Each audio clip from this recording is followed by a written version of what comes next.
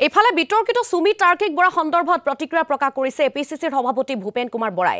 সুমি বৰাক আৰক্ষীয়ে কৰায়ত্ব কৰিব নোৱাৰে কাৰণ মুখ্যমন্ত্ৰীৰ লগত ধুনীয়া ফটো আছে সুমি বৰাৰ। সুমিক ধৰিবলৈ যাওঁতে তেওঁলোকৰে হাত পৰিব।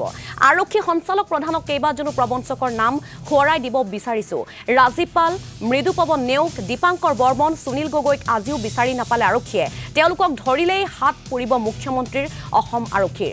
যেতিয়াই লুণ্ঠনৰ কথা বেছিকৈ ওলাই তেতিয়াই এটা নতুন ইস্যু উলিয়াই মুখ্যমন্ত্ৰীয়ে।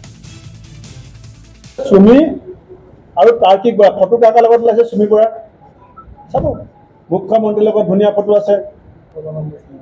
মুখ্যমন্ত্ৰীয়ে 1 কোটি টকা চেক লৈ থকা ফটো আছে। এতিয়া ধৰিব নোৱাৰে সুমি বৰা, ধৰিব নোৱাৰে নে নধৰে নে ধৰিবলৈ গ'লে নিজৰ হাত জ্বলিব, মানে কেঁচু খানোতে সাপ ওলাব। গতিকে ৰাজীৱ পলক ধৰিব নোৱাৰে, ধৰিলে বিপদ আছে। মৃদু পৱন নেওগক ধৰিব নোৱাৰে, ধৰিলে বিপদ আছে। দীপাংকৰ বৰ্মন 7,000 ক্ৰ'ৰ্ছ আপোনাৰ মোৰ চকুৰ আগত লুটি পেলালে।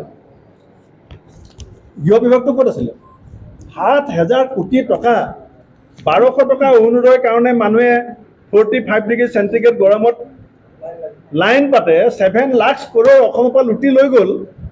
গৃহ বিভাগে গম নাপায়। গম নাপায় নে পায় আপোনালোকে বিচাৰিব, মই নকওঁ। আপোনালোকে মুখ্যমন্ত্ৰীক লগ পালে সুধিব যে ভূপেন বৰাই কৈছে যে মৃদু পৱন নেওগক ধৰিবলৈ আপোনাৰ সাহস নাই, ধৰিলে আপোনাৰ হাত জ্বলিব। দীপাংকৰ বৰ্মনক ধৰিলে আপোনাৰ হাত জ্বলিব, আপোনাৰ পুলিচৰ হাত জ্বলিব। এতিয়া সুমি বৰাৰ যেতিয়া বিয়া হৈছিলে পিছফালে ৰছী এজন থিয় হৈ আছে জানি।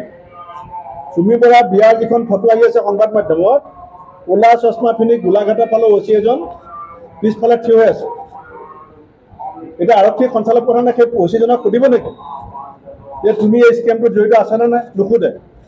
সুধিবলৈ গ'লে কেঁচু খানোতে সাপ ওলাব। গতিকে কি হৈ আছে, কেনেকৈ লুটপাট চলি আছে, যেতিয়া লুটপাট তীব্ৰ ৰূপ ধাৰণ কৰে তেতিয়া নতুন নিশ্চয়তা সন্মুখত লৈ আহে।